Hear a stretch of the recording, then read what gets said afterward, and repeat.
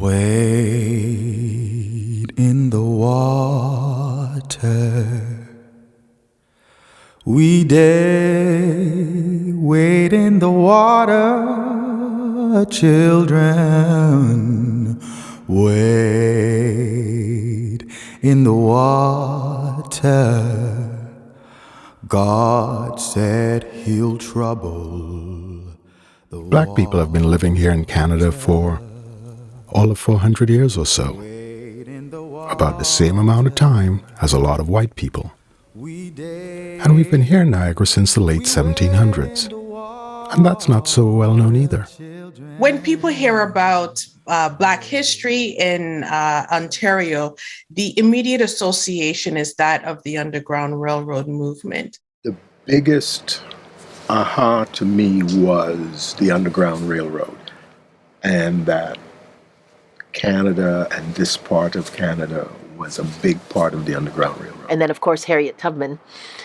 Her name I had heard, in school, but we didn't study. I don't remember studying about Harriet Tubman, but we did hear her name. And then coming to St. Catharines and, this is where she came. So that was quite neat. The United Empire Loyalists brought with them the Black people that they enslaved.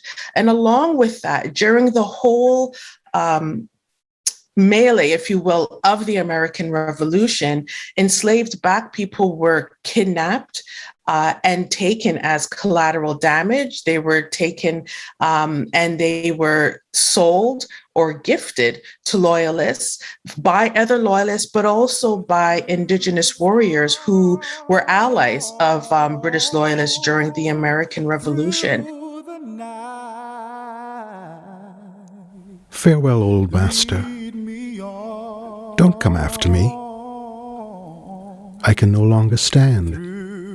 We followed the North Star to a cold and distant land. Today, you will not be with me in this paradise or hell. And so enslavement was common, it was accepted, it was custom, it was legal, it was entrenched in property law and private law. And so enslaved people could be bought, sold through contracts. They were bequeathed to family members in wills. And so it was accepted and entrenched and part of the colonial settlement apparatus of Canada under the French and under the British for over 200 years. There's an organization in Welland called Toes Niagara, and they have like an annual awards ceremony for Black youth. While we were there, someone was talking about Black History Month and acknowledging figures in the region. And they were going through a list of them, and I was like, I know who that is. And they said Chloe Cooley's name, and I was like, what? Who is Chloe Cooley? And I remember sitting at the table, there was like a whole bunch of us, and I brought my phone out, Googled who she was, and was gobsmacked that at 34 years old, I had never heard of this person. I knew so much about John Graves Simcoe and how he brought about this law and anti-slavery, blah, blah, blah. But the genesis of it, history books made it seem like he just came up with this idea. Like he was just some great anti-racist. When actuality, on the back of this woman, this enslaved woman, who refused, who resisted, who fought and screamed so loud that her owner was charged with disturbing the peace. I'd never heard of that. What is that on?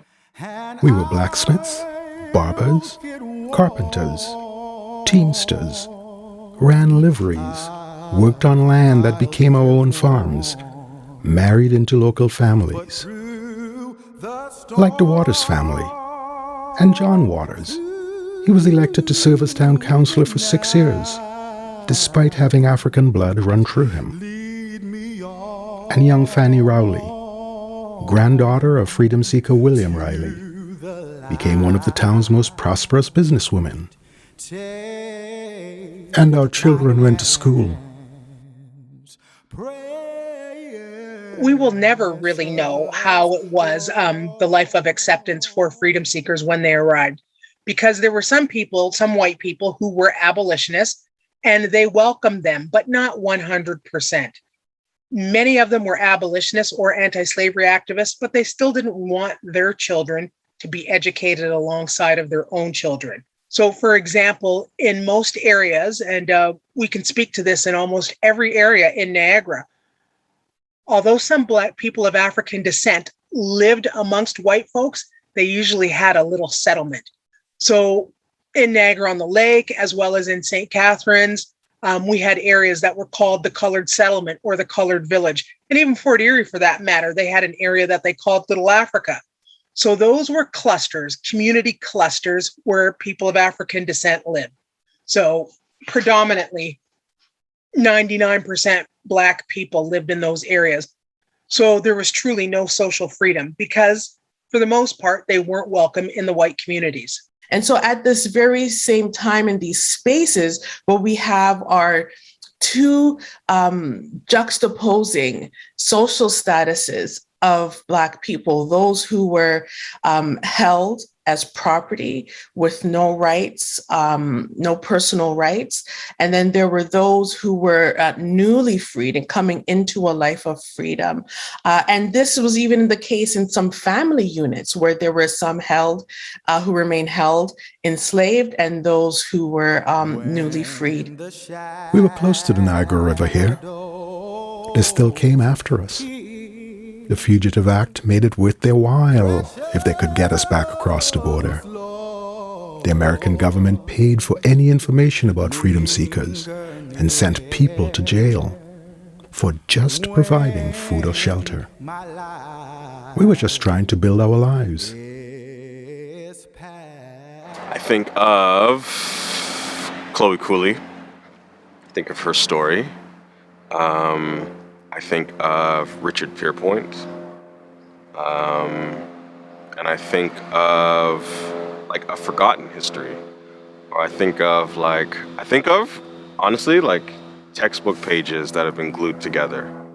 I don't know that this history is acknowledged, honored, spoken about, enough awareness. It's rich here. And I feel like I should be walking the streets and seeing more acknowledgement of that richness. I don't. Yeah. You know, when people will come to the Niagara-on-the-Lake and it's idyllic, it's quaint, it's small, and which is fine, right? I'm not knocking that. But how did it come to be and who was here and what were they doing? You know, not all of that is known or part of the accepted and the projected narrative.